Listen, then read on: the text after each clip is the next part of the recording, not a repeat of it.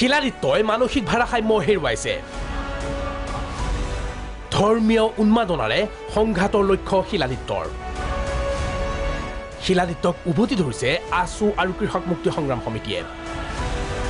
অসমৰ তিনি জাতীয় সংগঠনক ইছলামিক সংগঠনে ধন যোগান ধৰি আহিছে বুলি শিলাদিত্যই বিস্ফোৰক অভিযোগ উত্থাপন কৰিছিল কাৰণ তেওঁলোকে ফাণ্ড পাই আছে আপোনাৰ বাংলাদেশী মূলৰ এই গ্ৰুপছবিলাকৰ পৰা এই তিনিটা সংগঠন অসমৰ তিনিটাই সংগঠন আছে তিনিটাই সংগঠন এইবিলাক ধান্দা কৰি আছে আপোনালোকে নামবিলাক নিজে যাচাই কৰি চাই ল'ব বাংলাদেশী মূলৰ ইছলামিক কিছুমান গ্ৰুপৰ সন্মুখত আৰু এই তাৰ বাবে তেওঁলোকে এই ধৰণে মাতবল কৰিছে আমি ইতিমধ্যে প্ৰমাণ পাইছো এজন ব্যক্তিৰ ক্ষেত্ৰত আপোনালোকে অখিল গগৈৰ নামটো শুনিছে পিছে শিলাদিত্যৰ বিৰুদ্ধে জাঙুৰ খাই উঠিছে দল সংগঠন হিন্দু বাংলাদেশীৰ ৰক্ষণাবেক্ষণৰ বাবে শিলাদিত্যকহে কোনো হিন্দু সংগঠনে ধন যোগান ধৰি আহিছে এই মন্তব্য অখিল গগৈৰ শিলাদিত্যই ধৰ্মৰ নামত কৰে ৰাজনীতি তেনেকৈ হিন্দু ফাণ্ডামেণ্টেলিষ্ট হিন্দু মৌলবাদীবিলাকৰ পৰা টকা পইচা ৰাজনীতি পৰামৰ্শ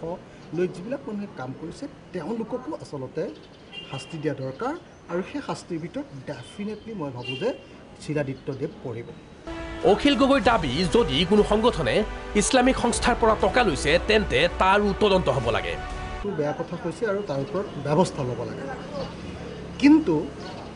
শিলাদিত্যদেৱ নামৰ যিজন মানুহ তেওঁ নিজে হিন্দু মৌলবাদী এজন আসুৱে উভতি ধৰিছে শিলাদিত্যক আসুৰ সাধাৰণ সম্পাদক লুৰিণজ্যোতি গগৈৰ মন্তব্য শিলাদিত্যই মানসিক ভাৰসাম্য হেৰুৱাইছে ধৰ্মীয় উন্মাদনাৰে ধৰ্মীয় মেৰুকৰণ কৰি গোষ্ঠী সংঘৰ্ষ কৰিব বিচাৰিছে শিলাদিত্যই লগতে তেওঁ কয় শিলাদিত্যৰ কথাত অসমৰ মানুহে গুৰুত্ব নিদিয়ে ইতিহাস জনা ছাত্ৰ সন্থাৰ কাম কাজ জনা এনেকুৱা কোনো ব্যক্তিয়ে এনেকুৱা ধৰণৰ মন্তব্য নিদিয়ে এই কথাটো সকলো ৰাইজে জানে আৰু কেৱল মাত্ৰ মানসিকভাৱে ভাৰসাম্যতা নথকা এগৰাকী ব্যক্তিয়েহে এনেকুৱা মন্তব্য দিব পাৰে এই কথাটো অসমৰ জনগণে জানে গতিকে ধৰ্মীয় উন্মাদনেৰে মানুহৰ মাজত ধৰ্মীয় মেৰুকৰণ কৰি হিন্দু মুছলমান অসমীয়া বঙালী এনেকুৱা গোষ্ঠীদ্বন্দ্ব কৰাব খোজে কেনেকুৱা হিডেন এজেণ্ডা থকা ব্যক্তিয়েহে এনেকুৱা ধৰণৰ কটু মন্তব্য আগবঢ়াব পাৰে এনেকুৱা ডিব্ৰুগড়ৰ পৰা হোমেন আৰু গুৱাহাটীৰ পৰা হেমন্ত বেজৰ সহযোগত ববিতা গগৈ ৰিপৰ্ট প্ৰাগ নিউজ